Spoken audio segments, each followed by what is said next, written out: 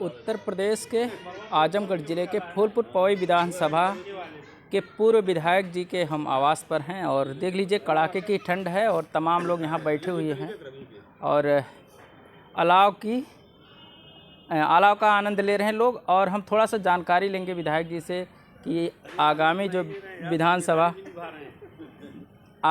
विधानसभा चुनाव होने वाला है 27 में, उसको लेकर के हम कुछ जानकारी लेंगे और कैसा चल रहा है क्षेत्र की जनता के बीच इनका आवागमन आप लोग देखते ही होंगे सोशल मीडिया के माध्यम से। स्वागत है सर। बहुत धन्यवाद आपको, आपके चैनल को भी बहुत बधाई जी। 27 का चुनाव अब लगभग करीब हो रहा है, तो तैयारियां कैसी हैं?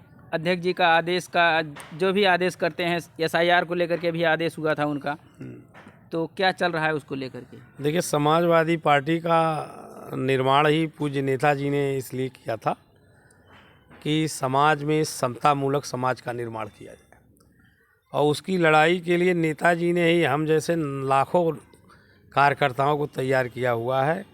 और हम लोग अपने साथियों को माननीय राष्ट्रीय अध्यक्ष अखिलेश यादव जी के नेतृत्व में जोड़ करके समाजवादी पार्टी को हमेशा अनवरत काम में लगाए हुए हैं। समाजवादी पार्टी के एक वर्कर, चाहे वो SIR हो, चाहे वो और कोई भी काम हो पार्टी से संबंधित या राजनीति से संबंधित या विरोधी पार्टी के खिलाफ चुनाव की रणनीति से संबंधित, हमेशा हमारी पार्टी के, चाहे वो हमारे BLA साथी हों, चाहे हमारे बूथों के प्रभारी साथी हों, हमारे सेक्टर प्रभारी साथी हों, हमारा संगठन हो, हम लोगों के स्तर पर जो जिम्मेदारियां हैं सबका निर्वहन बखूबी किया जा रहा है।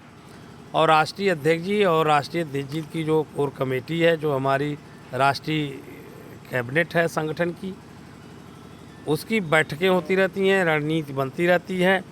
अब रणनीति ये बनी हुई है कि किसी भी हाल में जी भारतीय जनता पार्टी को 27 में वापस नहीं होने देना।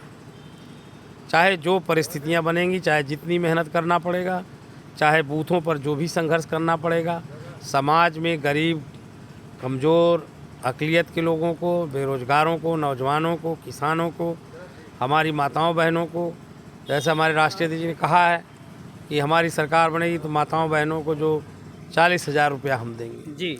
तो ये नॉर्म, जैसे हमने उस समय 500 रुपया माने 6,000 सालीना देने का निर्णय लिया था सरकार में, जो बखूबी 55 लाख माताओं बहनों को मिल रहा था।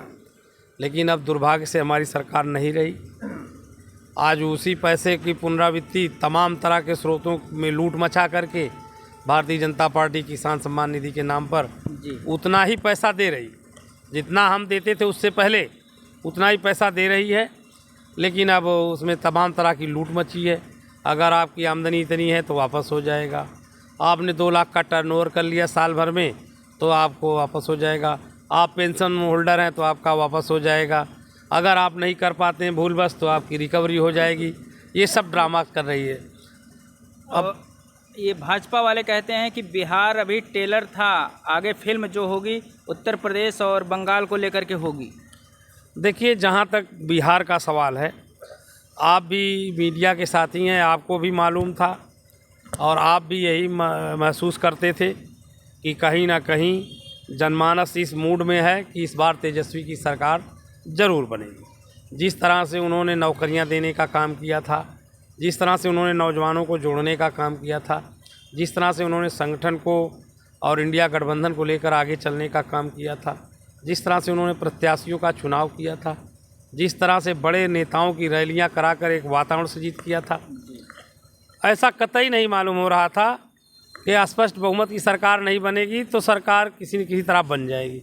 लेकिन अब जो रिजल्ट आया है उसमें पूरा देश, पूरी दुनिया जान रही है कि निर्वाचन आयोग का क्या रोल है, निर्वाचन आयोग ने क्या क्या। अब आप एक बात महसूस करिए कि बिहार के 2 डिप्टी CM और 3 सीनियर मिनिस्टर एक ही नंबर गेन करते हैं, 1,22,424 जी। 1,22,424 पाँचों लोग एक ही नंबर गेन करते हैं।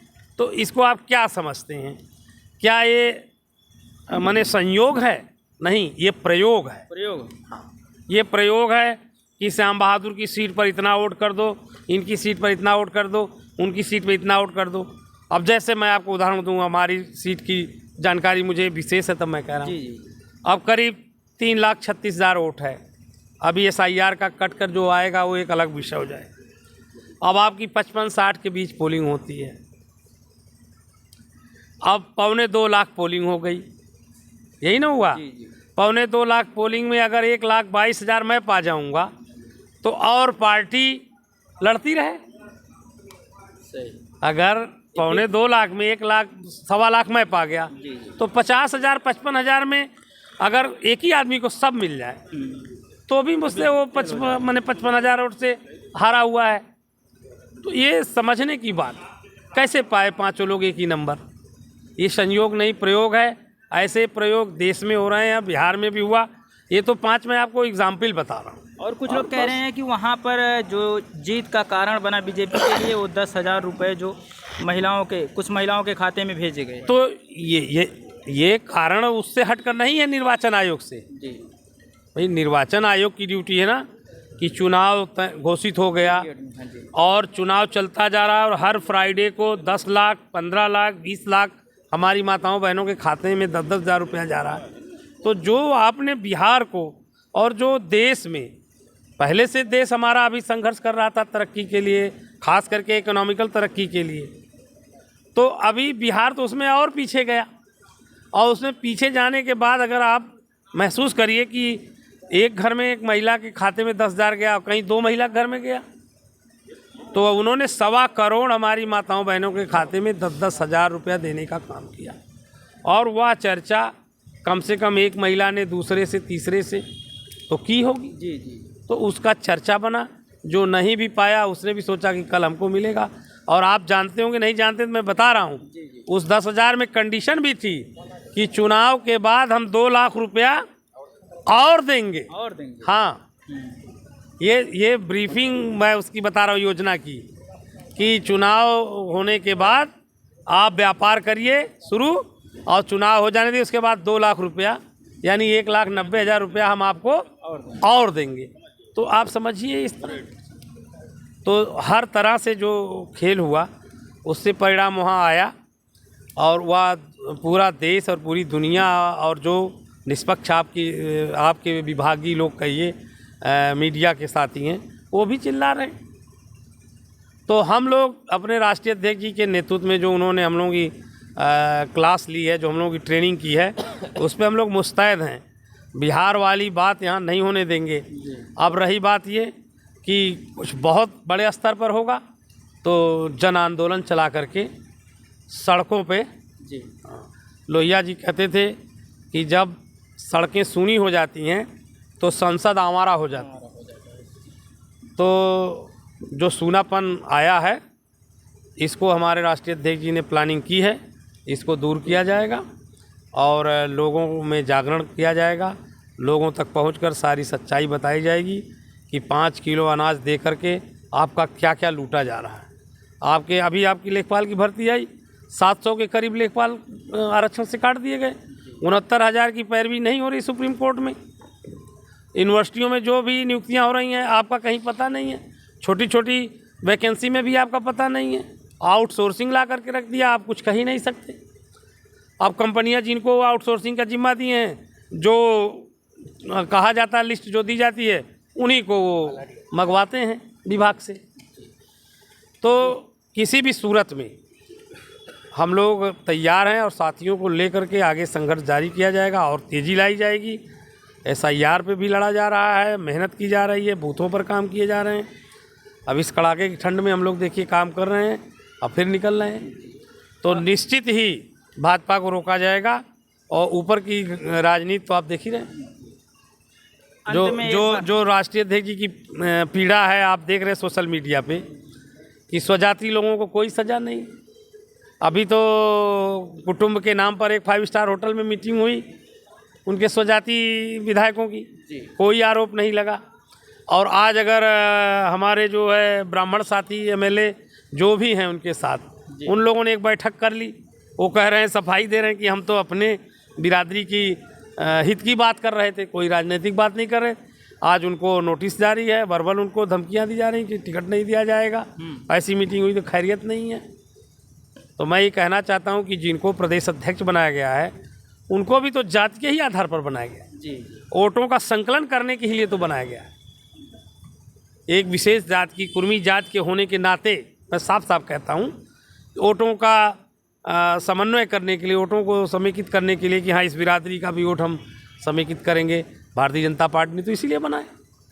तो आप जात जात खेलेंगे सरकार बनाने के लिए, और जो लोग पीड़ित रहेंगे वो नहीं खेलेंगे। ये भारतवर्ष है, यहाँ पे कहा गया कि जाति है कि जाति नहीं। जाति नहीं है। अखिलेश यादव जैसा जो हमारे माननीय राष्ट्रीय अध्यक्ष हैं, जो शानदार मुख्यमंत्री रहे और शानदार काम किया उन्होंने, चाहे लैपटॉप हो, चाहे कन्या विद्याधन हो, बेरोजगारी भत्ता हो, नौकरियां हो, कैंसर इंस्टीट्यूट हो, इकाना स्टेडियम हो, मेट्रो हो, हमारी माताओं बहनों को पेंशन हो, लोहिया गांव के नाम से विकास, तमाम तरह के विकास। बेरोजगारी भत्ता भी दिया गया हाँ, था कुछ दिनों तक और तो भी बंद हो गया। उनको जाते ही बाबा मुख्यमंत्री आवास को गंगा जल से धुलवाते हैं। तो आप सोच लीजिए कि जाति का क्या प्रभाव है। तो इसीलिए हम लोगों के साथ की जातियां, जिनके लिए हमारे पुरखों ने लड़ करके सामंती सोच के लोगों से एक समतामूलक समाज बनाने का प्रयास किया। आज कर्पूरी ठाकुर को भारत रत्न दिया जा रहा है भारतीय जनता पार्टी द्वारा, और किसी ज़माने में कर्पूरी ठाकुर ने जब आरक्षण लागू कर दिया था तो उनको माँ बहन की गालियाँ दी जा रही थी विधानसभा में। तो ये दोहरा चरित्र भाजपा का है। इसलिए हम आपके चैनल के माध्यम से अपने सभी उन बिरादरी के साथियों से, हालांकि समाजवादी कभी जातिवादी नहीं होता, ये आप जानते हैं, नेताजी ने भी कहा, लोहिया जी ने भी कहा कि जो समाजवादी है वो जातिवादी नहीं है और जो जातिवादी वो समाजवादी नहीं हो सकता। लेकिन जहां इस तरह की लड़ाई है उसमें हम आपके चैनल के माध्यम से अपने उन सभी साथियों से अपील करना चाहते हैं कि आप सभी पुनः अपने पूर्वजों को देखिए, जिस तरह से उन्होंने एक जात विशेष के नेतृत्व में, उनकी लाठी के नेतृत्व में सामंती लोगों से पीछे लड़ने का काम किया, उसी तरह से इस समय भी लड़ने की ज़रूरत है। और अखिलेश यादव जी के नेतृत्व में सबको संगठित होकर के तमाम जो हमारी जातियां, हमारे जो छोटी जात के साथी हैं, जिनको मोस्ट बैकवर्ड कहा जाता है, नाम लेना अच्छा नहीं होगा, सबसे मैं अपील करूंगा, चाहे हमारे वो प्रजापति साथी हों, चाहे मौर्य साथी हों, चाहे कुर्मी साथी हों, केवट हो, राजभर हो, मैं सबसे अपील करूंगा कि सबका भविष्य सामूहिक ही तो नौकरियां और देश की मजबूती, लोकतंत्र की मजबूती अखिलेश यादव के नेतृत्व में है। आप सभी आइए, मिल करके समाजवादी पार्टी को मजबूत करके 2027 में अखिलेश यादव जी को हम बहुमत का मुख्यमंत्री बना पाएंगे तो देश में बहुत बड़ा परिवर्तन होगा।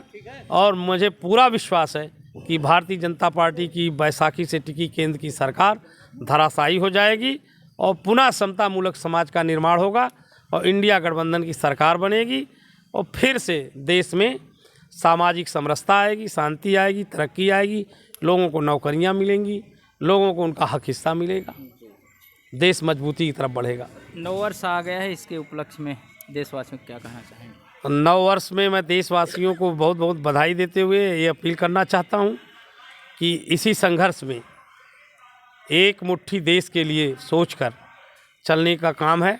24 घंटे में अगर आप 1 घंटे भी देश के हित के लिए सोच लेंगे तो उसमें समाजवादी पार्टी और समतामूलक समाज का निर्माण हो जाएगा। समाजवादी पार्टी इंडिया गठबंधन की सरकार बन जाएगी तो देश अपने आप तरक्की की तरफ चल पड़ेगा। मैं सबको पुनः बहुत बधाई देते हुए नववर्ष की, और आप सभी को भी बधाई देते हुए ये उम्मीद करूंगा कि जो प्रदेश और देश में सरकार है, गरीबों, मजलूमों, नौजवानों, किसानों, मुसलमानों, महिलाओं का हक हिस्सा देने का काम करे। सिर्फ किसी जात विशेष की मूर्ति लगा करके, है ना, समाजवादी पार्टी ने भी लगाया मूर्ति, लोहिया जी की लगाई, जयप्रकाश नारायण जी की लगाई, जनेश्वर मिश्रा जी की लगाई, नेताजी की नहीं लगाई। लेकिन भारतीय जनता पार्टी, वोट हमारा राज तुम्हारा, नहीं चलेगा, नहीं चलेगा, 3 मूर्तियां लगाई हैं। अब उस जाति का नाम मैं लूँगा तो अच्छा नहीं होगा, मैं समाजवादी आदमी हूँ। आप जानते हैं कि अभी उद्घाटन किया माननीय प्रधानमंत्री जी ने। हमारे राष्ट्रीय अध्यक्ष जी ने तो कहा है, आपने देखा उनका हैंडल, ट्विटर हैंडल, कहा कि हफ्ते भर से तो सब लोग एक विशेष नेतृत्व के स्वागत के लिए लगे थे, तो SIR में इतना फॉर्म कहाँ से 1 करोड़ भर गया। सोचिए क्या खेल है। तो निर्वाचन आयोग से भी अपील करूंगा कि भारत की अंतरात्मा को समझ करके, अपनी पद प्रतिष्ठा को समझ करके न्याय की दिशा में काम करें। बहुत बहुत धन्यवाद। आप लोगों को भी नववर्ष की बहुत बधाई। चला जाओ।